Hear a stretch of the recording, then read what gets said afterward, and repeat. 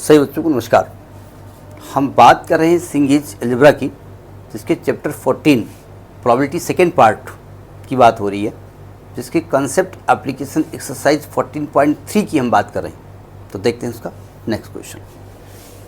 देखिए 12th question क्या कहता है, जरा ध्यान से सुनिएगा। क्वेश्चन थोड़ा टेक्निकल है, लैंग्वेज थोड़ी सी अरे ठीक है। देखो कह रहे हैं a bag contains A white and B black balls. ठीक है, two players A and B alternately draw the ball from the bag, replacing the ball each time after the draw till one of them draw a white ball and wins the game. ठीक है, A begins the game if the probability of A winning the game is 3 times that of B, then find the ratio A is to B. क्या बोल रहा है? ये कह रहा है एक बैग में जो है ना, कुछ सफेद और कुछ काली गेंदें। एक बैग है, उसमें व्हाइट बॉल जो है वो ए है और ब्लैक बॉल जो है वो बी है, और टोटल जो बॉल्स हैं वो ए प्लस बी है। ठीक, और ए और बी दो बंदे हैं, वो बॉल निकालते हैं और निकाल के देखते हैं, रख देते हैं। अगर वो व्हाइट निकल आता है वापस रख देते हैं, मतलब उसमें बॉल की संख्या हमेशा ए प्लस बी रहनी है। अगर व्हाइट बॉल निकल आता है तो जीत जाता है। ब्लैक बॉल निकलेगा तो हम रख देंगे, फिर आप निकालोगे। आपका भी वो ब्लैक, अगर हमें जीतना है, पहले हम निकालेंगे, व्हाइट निकला है हम जीत गए, मतलब हमारा व्हाइट नहीं निकला तो आपका व्हाइट नहीं निकालेंगे। आपको हमें जीतना है तो आपका ब्लैक निकला, फिर हमने खेला, फिर हमारा व्हाइट निकल आया। या हमारा नहीं निकला, अगली बार हमारा निकलेगा, फिर आप खेलोगे, फिर हम खेलेंगे। ये क्रम चलता रहता है। तो कहते हैं ए के जीतने की प्रोबेबिलिटी निकालो पहले तो। ठीक है, हमने फिलहाल यहां मान लिया है कि ए जो है ना वो व्हाइट बॉल ड्रा करने का इवेंट है। ए जो है इवेंट है व्हाइट बॉल के लिए। ठीक है, और बी जो इवेंट है वो ब्लैक बॉल के लिए है।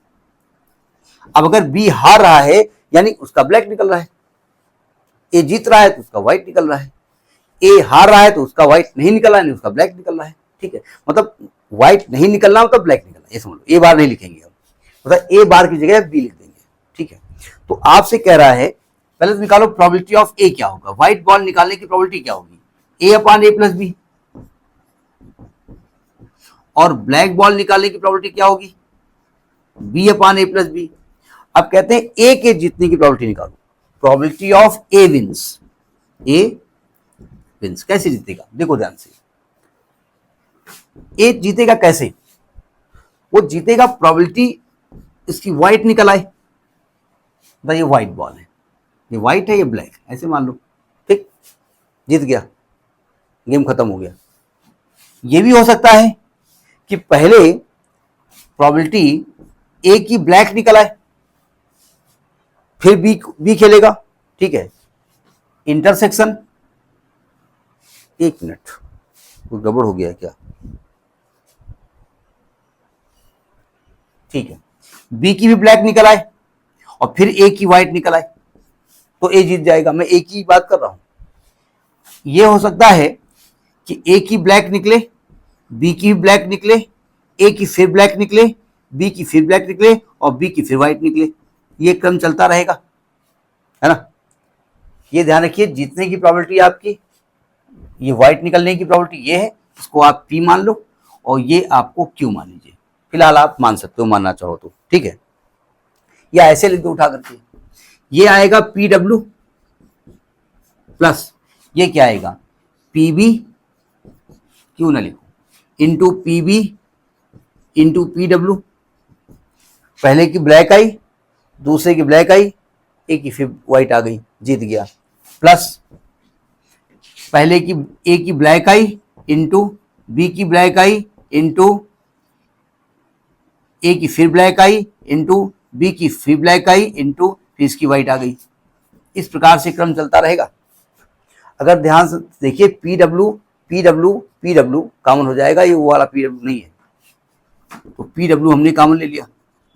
यहाँ क्या बचेगा? 1 प्लस पी बी की पावर 2 प्लस पी बी की पावर 4 प्लस 1। अगर ध्यान से देखो, ये आपका जीपी है जिसका फर्स्ट टर्म 1 है, कॉमन रेशियो पीबी स्क्वायर है। और आप जानते हैं कि इसके इनफाइनाइट टर्म्स का सम होता है a अपान 1 माइनस आर, यानी कि ये तो बाहर लिखा हुआ है पी डब्ल्यू इंटू 1 अपान 1 माइनस पीबी का होल स्क्वायर। समझ में आई बात नहीं आई? अब पी डब्ल्यू की वैल्यू क्या है? a upon a plus B upon 1 minus PB की वैल्यू क्या है? b upon a plus B का होल स्क्वायर। अब इसे आपको कैलकुलेट करना होगा और हमें इसे साफ करना होगा। बहुत ध्यान सुनिएगा, ये प्रोबेबिलिटी ऑफ ए विंस है। प्रोबेबिलिटी ऑफ ए विंस क्या आया? देखो a upon a plus B, और यहां जब एलसीएम लोगे तो आएगा a प्लस बी का whole square minus B square, और अपान आएगा a प्लस बी का होल स्क्वायर। मैथमेटिक्स आपको आती है। ये a प्लस बी कट गया, ये ऊपर बचा a in bracket a plus b, नीचे होल स्क्वायर खोलोगे तो आएगा a square plus b square plus 2ab minus B square से बी स्क्वायर कट गया। ठीक है,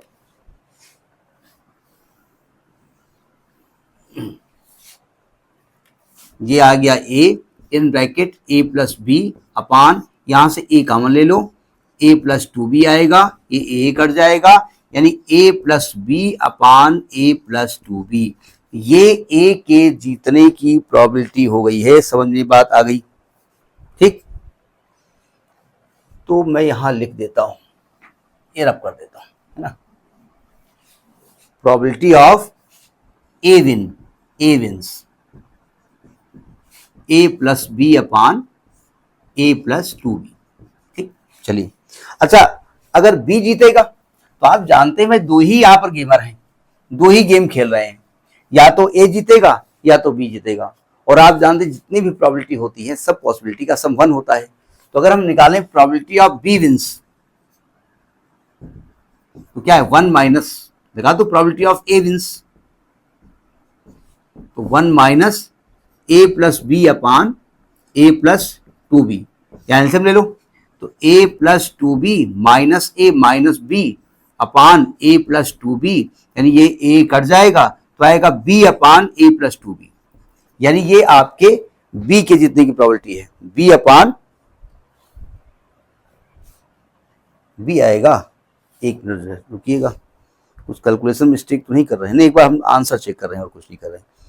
a plus 2b minus a minus b, a से a कट गया, हाँ ठीक है, आएगा। ठीक है, तो यानी प्रोबेबिलिटी ऑफ b विंस जो है, b विंस वो है b upon a plus 2b। ठीक है, अब आपसे कुछ कह रहा है क्वेश्चन, उस क्वेश्चन को ध्यान से देखिएगा। देखिए,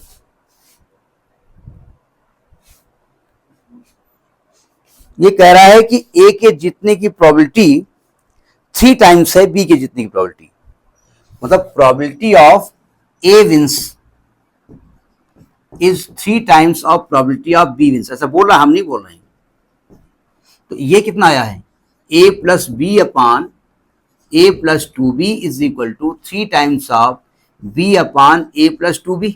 a प्लस 2b कट जाएगा, है ना, तो a plus B is equal to 3b, तो a is equal to 2b, तो a upon b is equal to 2 upon 1, तो a is to b is equal to 2:1। बात समझ में आ गई कि नहीं आ गई? आ गई होगी। तो इस प्रकार से एक्सरसाइज खत्म हो गई। आगे किसी और वीडियो में बात करेंगे। नमस्कार।